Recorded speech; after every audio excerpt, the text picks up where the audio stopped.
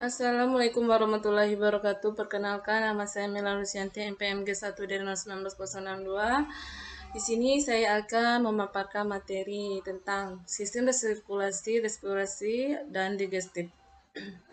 Yang pertama, sistem sirkulasi. Sistem sirkulasi adalah penghubung antara lingkungan eksternal dan lingkungan internal cairan tubuh. Peran dari sistem sirkulasi yaitu untuk mentransport, mempertahankan suhu tubuh, pelindungan, dan buffering. Sirkulasi terdapat tiga bagian yaitu darah. Darah merupakan unit fungsional seluler pada manusia yang berperan untuk membantu proses fisiologis dalam tubuh.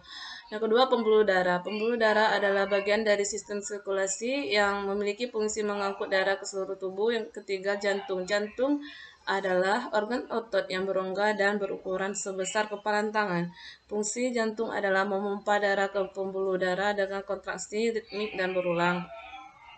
Selanjutnya yaitu fungsi darah. Fungsi darah yang pertama mengangkut zat makanan dan oksigen ke seluruh tubuh. Yang kedua mengangkut sisa-sisa metabolisme ke organ yang berfungsi untuk pembuangan.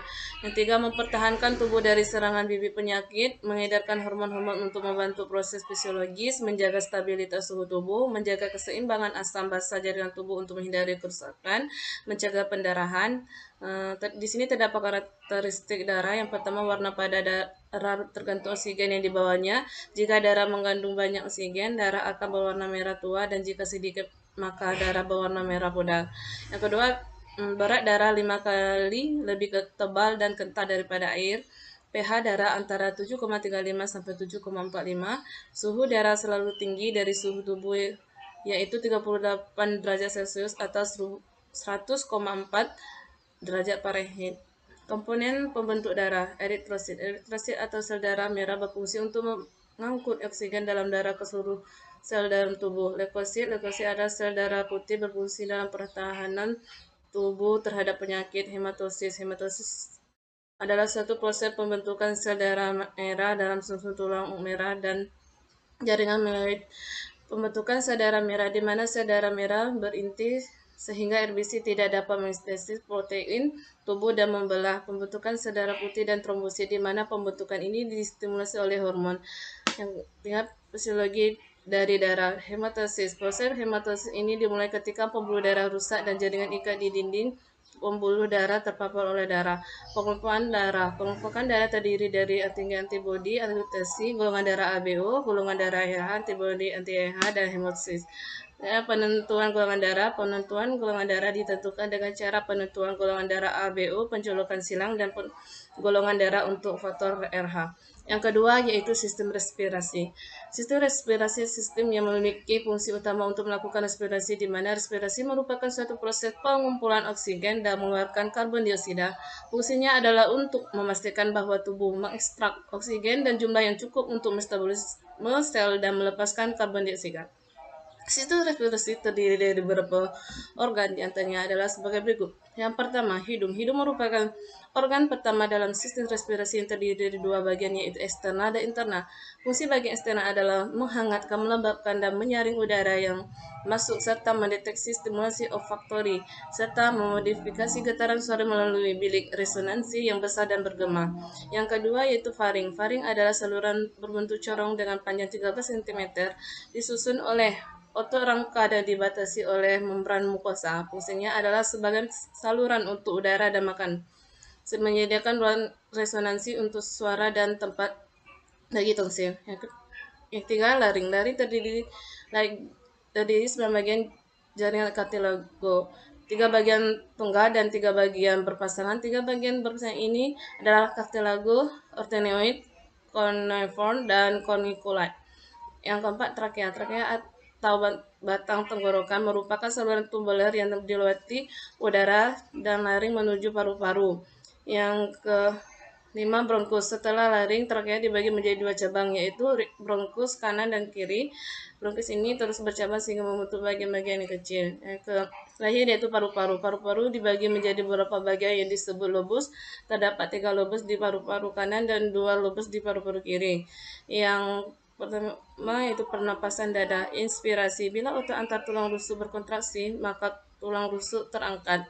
pembuluh rongga dada akan membesar sehingga tekanan udara di dalamnya menjadi lebih kecil daripada tekanan udara luar, sehingga udara masuk ke paru-paru. Yang kedua, ekspresi.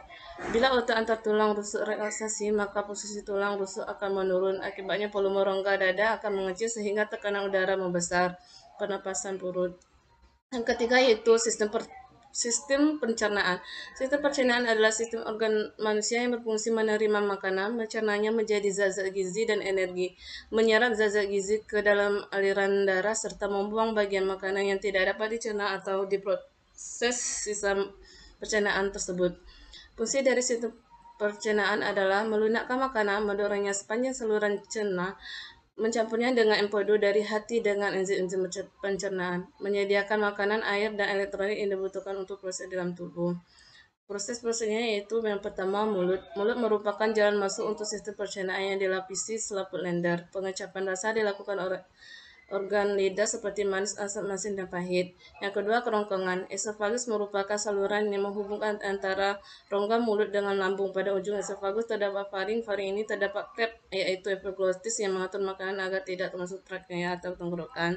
Selanjutnya, lambung. Struktur dari lambung terdiri dari beberapa lapisan, periantar, otot, submukosa, dan mukosa terbentuk roid atau kerutan.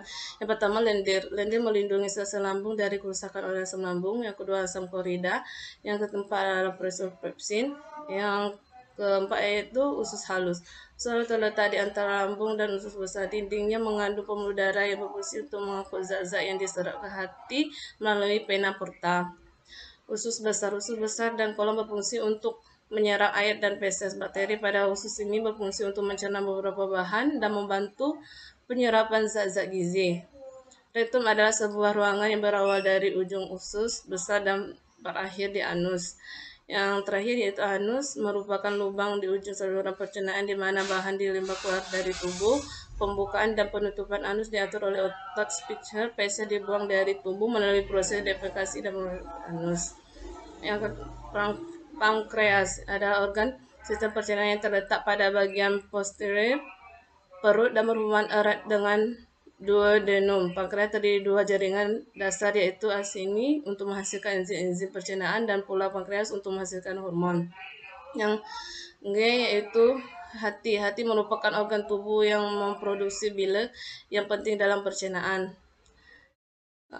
Kandung empedu adalah organ yang menyimpan empedu yang dibutuhkan tubuh untuk proses pencernaan. Itulah hasil dari presentasi saya atau video saya.